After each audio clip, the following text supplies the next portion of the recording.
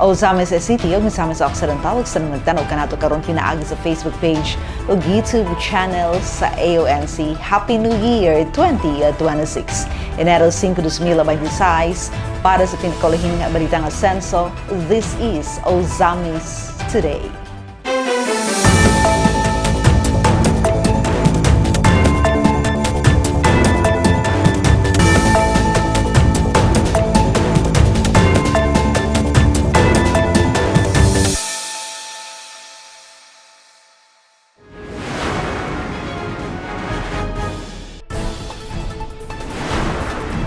Qatar investors gidapit ni Governor Waminal para sa pag-revive sa Mindanao Railway Project. $2 billion investment padulong sa nasod.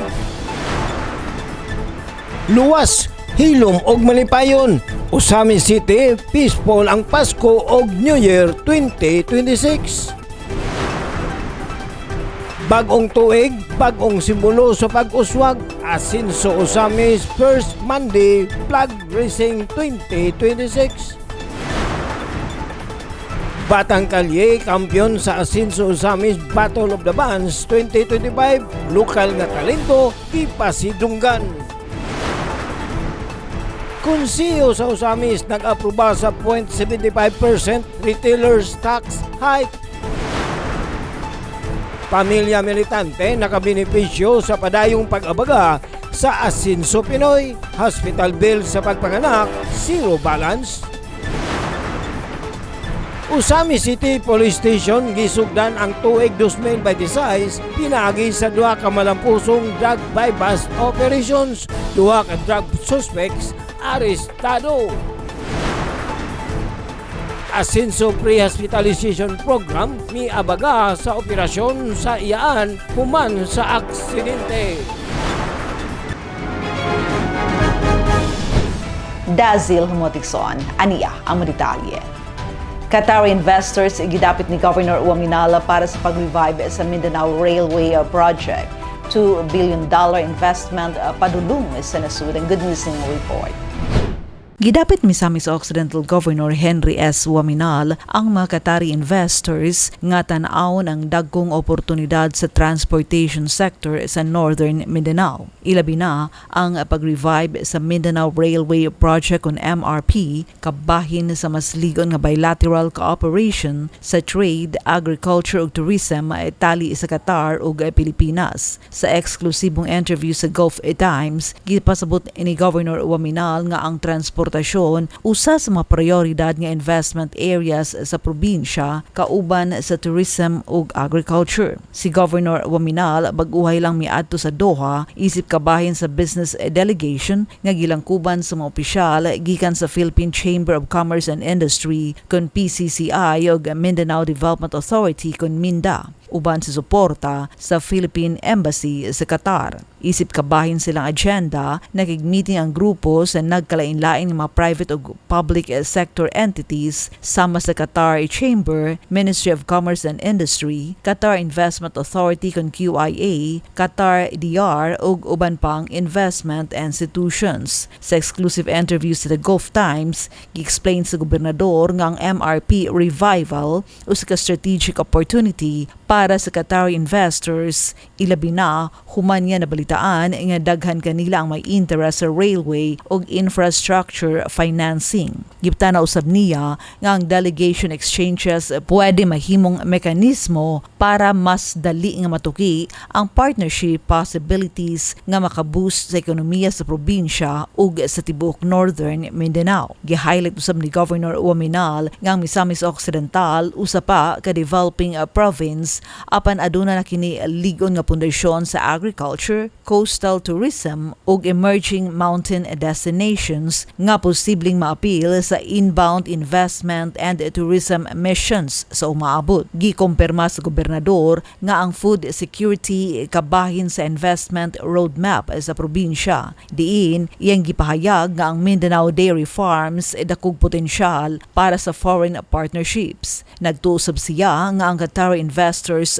pwede mismong mobisita sa Mindanao aron masabtan ang scope sa dairy ug agricultural investment opportunities. Gipadayag usab nga ang Minda ug Misamis Occidental Provincial Government nagplano og tourism convention alang sa Qatari travel operators sa Mindanao aron personal na makita ang mga attractions sa Northern Mindanao gikan sa kabukiran hangtod sa kadagatan. Gi-emphasize ni Governor Waminal nga tumong sa probinsya maong pagpaligon sa long-term business relationships dili lang sa trade ug transport kundi sa tanang sektor nga makatabang sa economic growth ug community development. Samtang gipahibalo ni PCCI Consul Inonina Mangyu nga ang GTA International Investment Holding mupuhunan og $2 billion sa Pilipinas. Usa ka dakong development nga nasilyuhan atul sa business forum sa Qatar Chamber nga gitambungan sa PCCI ug Minda officials kauban si Governor Waminal. Base sa report, ang pundo gamiton sa railway projects sa Davao ug Cebu ug i-allocate usab sa hotels and resorts, renewable energy, manpower and employment initiatives ug infrastructure financing. Ipakita usab sa forum nga ang bilateral cooperation dili lang limitado sa investments kundi apilusab ang tourism promotions ug trade partnerships tali sa Filipino ug Qatari business sectors. Ang JTA nga natukod sa 2010 usa ka global investment firm nga adunay presensya sa Qatar ug United Kingdom ug naka-invest na og $2 billion sa Vietnam, $3 billion sa Indonesia ug $2 billion sa Pilipinas sa bagong deal. Sumala sa PCCI, ang mga JTA officials moanhi sa nasud sa sunod tuig aron padayunon ang exploratory talks ug i-map out ang sunod nga mga lakang sa ilang investment rollout. Luwas hilom ug malipayon Ozamis City, peaceful ang Pasko ug New Year 2026. Sa atong duwatong report ni Glenn Ray Haruluna. Malipayon nga gitaho sa Ozamis Cerebral Station nga ang pagsaulog sa Pasko ug bagong tuig 2026 sa dakbayan sa Ozamis nalatas kabalinahon hapsay ug way dagkong insidente nga naitala. Wala usay natala nga may insidente nga may kalabutan sa firecracker injuries atol sa holiday season. Tungod sa hugot nga police visibility sa estratehikong deployment sa mga kapulisan ug lig-on nga kooperasyon tuban sa mga opisyal sa barangay, force multiplier ug mga kaabag na ahensya nga siguro sa PNP ang kaluwasan ug seguridad sa mga residente ug bisita sa dakbayan. Gibasiugdas kapulisan nga ang malinaw na nga pagsaulog sa Pasko ug bagong tuig usa ka dakong pagpamatuod sa disiplina ug kooperasyon sa mga Ozamisnons. Nagpasalamat usab ang Ozamis Cerebral Station sa lokal na pagamhanan sa kanunay asenso Ozamis Administration ni Mayor Sam Norman Gofuentes, mga leader sa barangay, emergency responders ug mga kaabag sa komunidad sa ilang walay hunong nga suporta sa pagmintenar sa kalinaw ug kahusay. Padayon ang pasalig sa PNP Ozamis sa pagpanalipod o pag-alagad sa katawhan o nagpamatuod sa ilang kaandam sa pagtubag sa bisan noon sang insidente. Alang sa Ozamis Today, kini si Glenn Ray Ruluna. Salamat Glenn. Bagong tuig, bagong simbolo sa pag-uswag. Asen sa Ozamis First Monday Flag Racing 2026. Si Mary Malody Reyes, alang sa mga detalye. Malampusong napahigayon ug opisyal nga gipuksan sa Asenso Ozamis Administration ubos sa pagpanguna ni City Mayor Sam Norman G. Fuentes ang pagsugod sa tuig 2026 pinaagi sa unang Monday Flag Racing Ceremony nga gipahigayon uban ang espiritu sa panaghiusa, disiplina ug tinud-anay nga pag-alagad sa katawhan sa dakbayan sa Ozamis. Ang maong kalihukan gipahigayon sa Asenso Ozamis City Hall grounds Enero 5, 2026 diin gitambungan sa mga kawani sa lokal nga panggamhanan kauban si Vice Mayor Simplicia Bebe O. Neri, inubanan ang mga city councilors, lakip usab ang mga empleyado sa nagkalain-laing opisina ug mga department heads sa LGU. Pinaagi sa maong seremonya, gipakita sa kanunay Asenso Ozamis Administration ang padayon nga pagpaningkamot sa pagpaligon pagpalig-on sa disiplinadong serbisyo publiko isip pundasyon sa matarong ug maasensong panggamhanan. Ang unang flag raising ceremony sa tuig usa-usab kapahinumdum sa tanang kawani sa gobyerno sa ilang responsibilidad sa matinud-anong pag-alagad sa katawhan, samtang nagpadayon sa pagsunod sa Asenso core values ubos sa liderato ni Governor Henry S. Romenal: matinahuron, matinud-anon, matinabangon, mahigugmaon ug mainampuon nga nagsilbing giya aron ang mga misamisnon padayon nga magpuyong malinawon, malambuon ug malipayon. Tungod niining mga giya ug salig-on nga pagpaningkamot sa mga lideres sa Team Asenso, masaligon nga ang pag-abli sa bag-ong tuig 2026 magdala og bag-ong kalampusan, kabag-uhan ug kaayuhan alang sa tanan. Alang sa Ozames Today, ako si Mary Malodirias. Salamat Mel. Batang Kalye, kampiyon sa Asenso Ozamis Battle of the Bands 2025. Lokal nga talento, gipasidunggan. Ania ang report. Mas mipatigbabaw ang makabilib nga estilo sa musika ug ang the power of vocals sa bandang Batang Kalye human sila opisyal nga itanghal isip kampiyon sa Asenso Ozamis Christmas Battle of the Bands 2025 Grand Finals nga gipahigayon adlaw nga Domingo, Disyembre 28, 2025 sa Asenso Ozamis Wellness Park Amphitheater. Ang kalihukan usa ka inisyatiba sa kanunay Asenso Ozamis Administration ubos sa liderato ni Mayor Sam Norman G. Fuentes nga nagtinguha sa pagpadayag ug pagpalambo sa lokal nga talento sa mga Ozamisnon nga mas nahimong madanihon pa tungod sa aktibong pagsalmot sa lokal nga mga banda nga nagikan sa nagkadaiyang silingang nga dakbayan o probinsya sa Misamis Occidental. Mitambong sa maong kompetisyon ang mga opisyalis sa syudad nga nagrepresentar kang Mayor Sam, lakip na sila City Councilor Juanito Junjun B. Sakin Jr., City Councilor Saulo E. Salvador, SK Federation President City Councilor Chanfel Eduay Lungsod ug ang Committee Chair on Tourism nga si City Councilor Dinky Suizo. Ang unom ka mga banda nga nagigkompetensya alang sa kampyonato naglakip sa Neon Anthem, Batang Kalye, Coffee Break, Vandalism, Playground ug Melodia, diin mas napuno sa kasadya, singgit ug pakpak ang amphitheater. Sa dihang ang unom ka mga banda ni pasundayag sa ilang mga performances nga puno sa angas, estilo, powerful vocals ug maanindot nga tugtog nga klarong mitatak og dakong impresyon sa mga mananaway ug hurado. Oh, sambay, kalinaw ang mong kalipay. Oh, sambay, di mangitakaway. Oh, sambay, kapag ikaw ay gaway.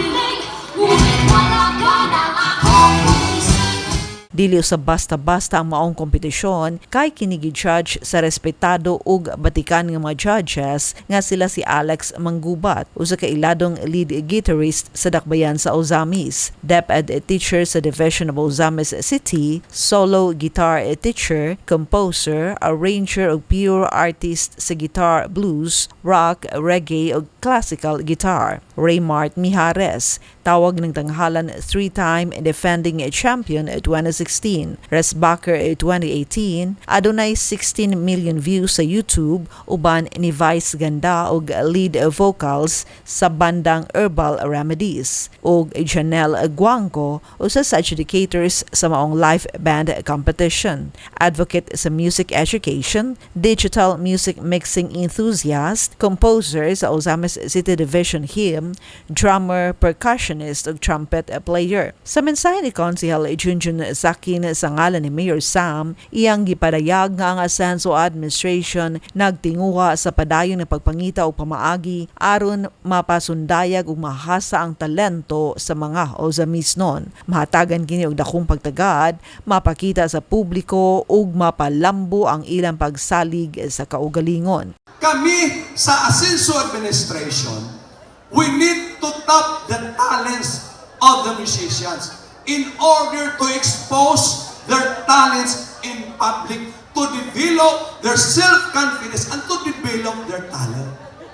No? Kinahanglan na sila avenue, kinahanglan itus up sila aron mas madasig pa sila o magkugi pa sila sa ilang talento mo na ang Asenso Administration galantaw sa mga talento sa mga kabataan aron mas ma-develop pa ang ilang gasa. So wala pa ang mga grand finals, ang unom ka mga banda una nang nagpakitang igila sa tul sa elimination rounds nga gipahigayon ni atong Disyembre 8 ug 21, 2025, diin ang matag batch adunay gideklara nga tulo ka mananaog. Samtang sa mensahe usab ni Konsehal Dinky Suizo, iyang giila ang dakong importansya sa maong kompetisyon din sumala pa niya kini usa ka oportunidad sa pagpasundayag ug pagpalambo sa talento dili lamang sa makabatanunan apan ingon man sa tanan. Amo yung gipaningkamutan sa ginaingon ni Konsehal Junjun kaganina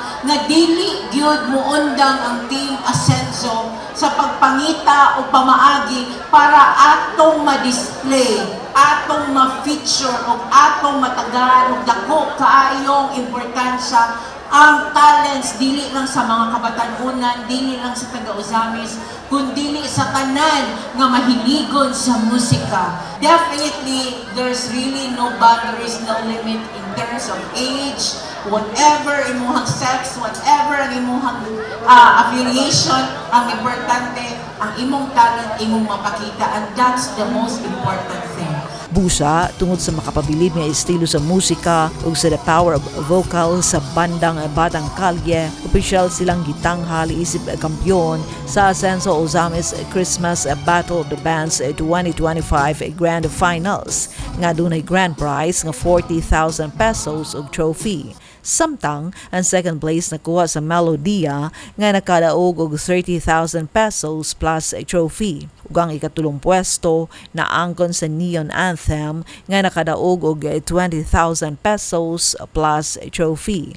Samtang ang mga non-winning bands nakadawat usab ang consolation prize nga nagkantidad og 5,000 pesos ang matag usa isip pasalamat sa ilang partisipasyon. Ang kalampusan sa Asenso Ozamis Christmas Battle of the Bands 2025 nagpamatuod nga buhi ug nahatagan gayud og dakong pagtagad ang lokal nga talento sa dakbayan ug probinsya sa Misamis Occidental. Diin ang ilang abilidad napakita sa makapahinganghang paagi ug pinaagi sa suporta sa Asenso Ozamis Administration, mas napaligo ng kahigayunan sa pagpalambo silang talento o pagsalig sa kaugalingon. Konseho sa Ozamis nag-aproba sa 0.75% retailers tax hike. Ani ang report ni Adon Vicena.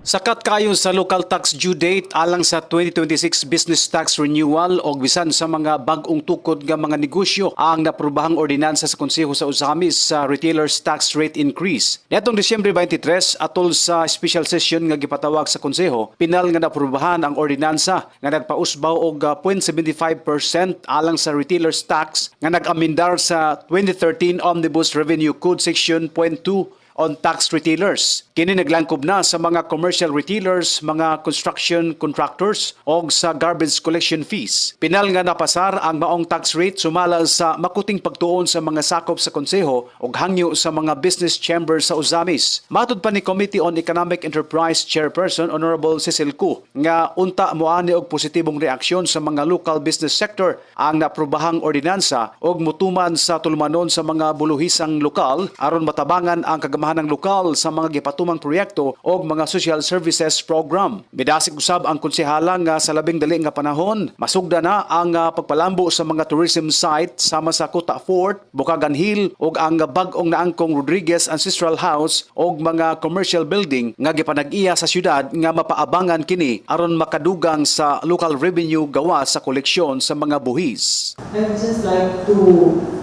commend our PPLO, legal team, CDO, this August body for endorsing and approving, respectively, the extension of business permit application and renewal from January 2 to January 7, and its last day from January 20 to January 31. And this is to accommodate the recent amending ordinance rectifying our revenue code on business taxes on retail for the retailers, which requires 10 days of posting publicly the ordinance before its implementation. So, natulong siya na January 7 mag-start ang application of the business renewal permit. And I would like also to commend the extra effort of all the members of this council for truly looking into the adjustment on the business tax by reducing it from 1.5% down to 0.75%. Alang sa Uzamis Today, Adri Desina report.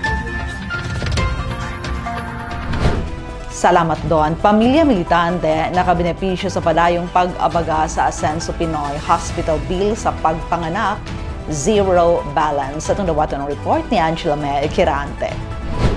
Padayon sa pag-abag ang Asenso Pinoy, pinaagi sa pagupay sa mga kaguol o kabalaka sa katawhan sa nasod. Pinaagi sa Asenso Pinoy Medical Assistance, usa na usab ka pamilyang Pinoy ang natabangan ang pamilya militante. Ang pagumangkon nga babae sa pamilya nga si Chargie Ann Militante Labajo, 25 anyos, taga Barangay Lipusong ning Dakbayan sa Uzamis, giduol sa buhatan sa Asenso Pinoy nga girepresentahan ni Congressman Attorney Henry NDF Pomenol Jr. aron mangayo og tabang pinansyal alang sa ilang hospital bill tungod sa pagpanganak sa iyang iyaan nga si Isabeliza Militante Lindayaw, 44 anyos, residente sa Kalaran, Calamba, Misamis Occidental. Koday si Chargie Ann Labajo, taga Lipusong, Uzamis City.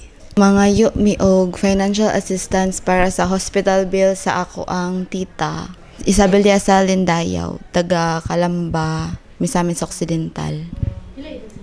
44 years old.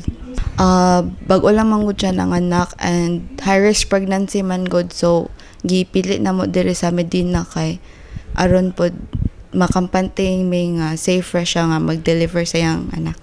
Tungod niini nga medikal nga emerhensya, mikabat og 25,710 pesos o 48 centavos ang ilang hospital bill sa Medina General Hospital. Usa ka kantidad nga dako na kaayo alang sa ilang pamilya, ilabi na kay housewife lamang si Isabeliza ug on-call driver ang iyang partner. Apan pinaagi sa Asenso Pinoy Medical Assistance, hingpit nga gizero ang ilang hospital bill ug ang kapin 25,000 pesos nga obligasyon wala na bisan usa ka piso nga nabilin nga nabayaran. Ang ako auntie karon is housewife ra and ang partner kay on-call driver ra siya. Ang ang excess bill is 25,700 kapin man ata to, and thanks God na fully zero jud. Tungod sa dakong pinansyal nga pag-abag nga gitunol sa Asenso Pinoy ngadto sa pamilya militante, pagpasalamat ang gipaabot ni Chargy Ann ngadto sa mga lideres sa Team Asenso ubos sa pagpanguna ni Governor Henry S. Waminal, 2nd District Representative Congressman Sancho Fernando Ando F. Waminal ug ilabi na kang Kong Asenso Attorney Indy Waminal. Dako kaya mong pasalamat kang Kong Indy og sa tibuok Waminal family and Asenso Pinoy sa pag-cover sa amo ang medical nga excess, and so far kapay ka nang malipayon kay mi kay nakuan mi og tunok sa nga nakuhaan ay na zero jud ang amo ang hospital bill. Ang Asenso Pinoy Medical Assistance padayon nga naghatag og kahupayan sa katawhan sama sa natagamtaman nila Isabeliza og Chargy Ann isip pagtuman sa mga saad sa pag-asenso aron dili lamang ang mga pamilyang misamisnon ang makatagamtam sa tinud-anay nga Asenso brand of service kundi mapaabot kini ngadto sa tanan. Alang sa Uzamis Today, ako si Angela May Quirante.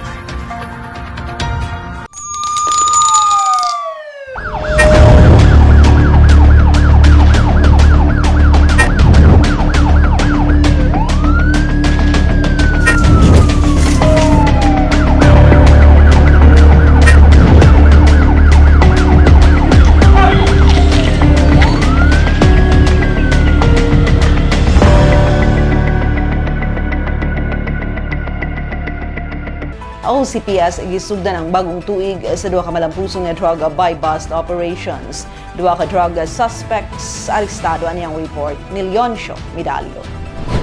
Gisugdan sa Usamin City Police Station kon OCPS ang tuig 2026 pinaagi sa duha ka lig-on og malampusong drug buy-bust operations adlong Biyernes iniro 2 ning tuiga nga misangpot sa pagkasikop sa duha ka street level individuals kon SLIs nga nagpamatuod sa padayon nila nga pagkigpatok sa illegal nga droga. Ang parehong operasyon gipaygayon uban ang hinuusang puwersa sa OCPS din ang nasikop nga mga suspetsado na ilang nga sila alias Boy Kankan ug alias Patrick nga parehong napalitan sa usa ka poster buyer o usa ka sachet sa giingong shabu nga nagkantidad nga 500 pesos. Sa unang drug buy-bust operation nga gihimo sa mga personay sa OCPS ubos sa pagpanguna ni Usamin City OIC Chief of Police, Police Lieutenant Colonel Harvey Abilanusa, alas 4:35 sa hapon sa Purok 5, Barangay Malaumang. Unang nasikop si alias Boy Kankan, 44 anyos, usa ka motor cab driver o residente sa Purok 1, Barangay Bagakay, og atol sa pag-body search sa suspetsado nga gisaksiyan ni Barangay Kagawad Gregorio Caaminio Jr. uban ang representante sa Department of Justice kon DOJ og mga local media. Nakuha gikan sa iyang posisyon ang usa ka big size og 5 ka small size Hitzel sachet nga dunay sulod sa gituang droga, 500 pesos nga marked money, usa ka plastic cellophane, 2 ka unused rolled aluminum foil, driver's license, usa ka lighter, usa ka red sling bag nga gisudlan sa mga gituang droga ug usa ka unit nga SMC Kawasaki Badja with sidecar. Samtang sa ikaduhang drug buy-bust operation nga gihimo sa mga operatiba sa Usamin City Police Station ubos sa pagpanguna ni Usamin OIC Chief of Police, Police Lieutenant Colonel Harvey Abilanusa, alas 7:45 sa gabi sa Purok 5, Barangay Baybay Triunfo at bang sa People's Park nasikop si alias Patrick, 35 anyos, ulitaw og walay trabaho og residente sa Purok 8, Barangay Carmen Annex. Sa pag-body search ka alias Patrick uban ang presensya mismo ni Barangay Kagawad Rolly Cagas, nakumpiska gikan sa iyang posisyon ang 8 ka small size Hitzel sachet nga dunay sulod sa gituang droga, 500 peso bill nga buy-bust money, usa ka black coin purse nga gisudlan sa maong illegal nga droga, usa ka lighter, driver's license, usa ka unit nga Vivo Android cellphone, usa ka unit SMC Honda Click 125 nga pula ang kolor. Ang duha ka suspetsado parehong anaa karon sa kustudiya sa Usamin City Police Station samtang giandam ang tukmang kaso batok kanila nga mao ang paglapas sa Section 5 ug 11 sa Republic Act 9165 o Comprehensive Dangerous Drugs Act of 2002. Kini nga malampusong operasyon administrasyon ng pamatuod og naghatag og klaro nga minsay alang sa tanan nga walay lugar o luna ang illegal nga droga sa dakbayan sa Ozamis. Kay ang Ozamis City Police Station ubos sa pagpanguna ni OIC Chief of Police Police Lieutenant Colonel Harvey Abelionosa uban sa kanunay og padayon nga suporta sa Asenso Ozamis Administration ubos sa liderato ni Mayor Sam Norman G. Puentes. Nagpabilin nga determinado sa pagsugpo sa mga illegal drug networks o sa pagpanalipod sa matag komunidad gikan sa kadaot nga epekto sa illegal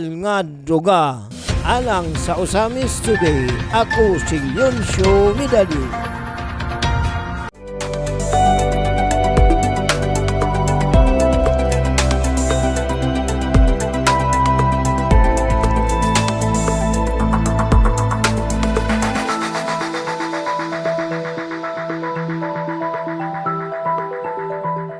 Asenso Free Hospitalization Program miabaga sa operasyon sa iyaan human sa aksidente. Mary Melody Reyes mibalik alang sa Asenso Ozamis Free Hospitalization Program update.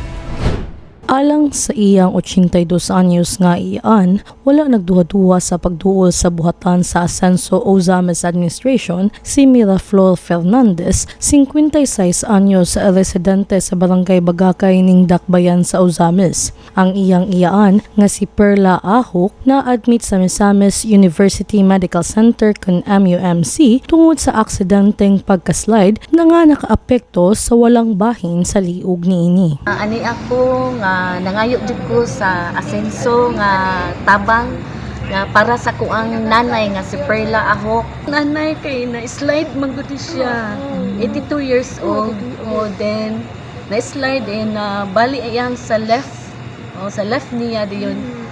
Dili siya pwede nga madugay nga dili maoperahan. Need siya maoperahan dayon kay buto Saturday dayon pagka Sunday giadto dayon siya sa MUMC wala pa, giadto pa siya ni Dr. Cartagena na need na gyud siya ipa-opera mo to, gi-admit na mo pagka Monday. Tungod sa hinanaling operasyon aron masiguro nga maluwas si Nanay Perla, misaka ang ilang hospital bill ngadto sa 170,524 pesos and 96 centavos. Apan kinigi abagan pinaagi sa programang gipadayon ni City Mayor Sam Norman G. Fuentes ug lig-on nga gisuportahan nila Governor Henry S. Fuminal, 2nd District Representative Congressman Sancho Fernando Ando F. Fuminal ug Asenso Pinoy Representative Congressman Attorney Henry Indy F. Fuminal Jr. nga mao ang Asenso Ozamis Free Hospitalization Program. Gisaysay ni Miraflor nga ang maong programa usa ka dako nga grasya alang sa ilang pamilya. Ilabi na kay dakong tabang kini sa pagpagaan sa ilang problema. Tungod niini wala niya kapugni nga ma-emosyonal. Muna grasya gyud sa Ginoo mga kani gyud grabe gyud kanabang walay imposible sa Ginoo nga matagaan jud kani kay grabe gyud kanadagan jud kay natabangan ba diyon dili nimo ma-speechless ka kay tungod natagaan jud ka ba. Thank you. Sumala pa niya, unang higayon kini nga naka-avail siya sa maong programa. Busa dako ang iyang kalipay sa dakong tabang nga nahatag niini sa ilang hospital bill. Ilabi na nga usa lamang sila ka ordinaryong pamilya ug dili gayud nila malukop ang maong obligasyon kung wala ang pag-abag sa Team Asenso. So is it first time dako gining tabang para sa inyo? Yes, dako kay nigtabang sa akong nanay ma'am. Uy kay sige nagitaon ko yung magawas na siya magawas din na. Thank you Lord karon yung adlaw makagawas karon gabion na day makagawas ato kong nanay. Ako mangkuan ko kanang ako anak dayon nasa Cebu dayon wala pa lagi nangita ko na mangita pag unsay kuan didto din ako nakoy anak ko kana si JR bag-ora po ni siya ning graduate din ako koy anak nga ni eskwela sa Cagayan nga kuan po siya scholar po siya dito sa Cagayan nga grasya ra po sa Ginoo gud ba ang tanan din nang nami gaipon sa kong magulang gyud og puyo gyud diha sa Bagakay. Okay, laman jud ko gikan diyon. Diha wala pa jud ko ni transfer na ra jud ko sa laman nagbutante gahapon diyon. Bali ibutangan ako nga gipapuyo man sa kong sister sa Bagakay. Muli, Russia gyapon sa Ginoo gid mapukulit great. Thank you Lord jud kaayo. Pagpasalamat o paghinaot ni Miraflor sa Ascenso Ozames Free Hospitalization Program, Naot ko nga kaning nga magpadayon yun kanunay ang Ascenso Ozames. Then daghan jud kami mag-istorya mi sa nagpapit nito mo ano siya lalo mo sige migiskot no dili ta magwalag paglaong kitagaan jud ta mo na thank you Lord jud kayo nga padayon na jud may speechless jud ka kay tungod grasya gyud sa Ginoo sa tanan magpasalamat ko nilang nilang ni Mayor Sam ni Andy og ni Go sa ilahat tanan nga magpasalamat jud kay tungod kani nga kuan naajud siya naajud tinuod yun naajud natabangan yun thank you Lord jud kaayo. alang sa Ozames Today. Ako si Mary Melody Reyes. Salamat Mel, ang Ozames Today hatod kanato nga serbisyo publiko sa kanunay Ascenso Ozames Administration ubos sa pagdumala ni Mayor Attorney Sam Norman G. Fuentes. Alang sa dugang impormasyon, please like our official Facebook pages Sam Norman Fuentes, Attorney Indy Wominal, Kong Anda Wominal, ug Ascenso Ozames News Channel, and please subscribe to the official AONC YouTube channel sa ngalan sa kinubukang AONC team. Leoncio Medalio, Adoni Dicena, June Purgatorio, Ares Carpio, Kim Tangaro, Macjul Malinis, Mary Melody Reyes, Angela May Quirante, Mary Ann Lumapas, Xander Dalido, si Glenn Ray Roluna sa Misamis Newsnet. Ako si Dazzle Moticson, daghang salamat. Kanunay, Ascenso Ozames, padayon Ascenso Segundo Distrito, Ascenso Misamis Occidental, Ascenso Pinoy.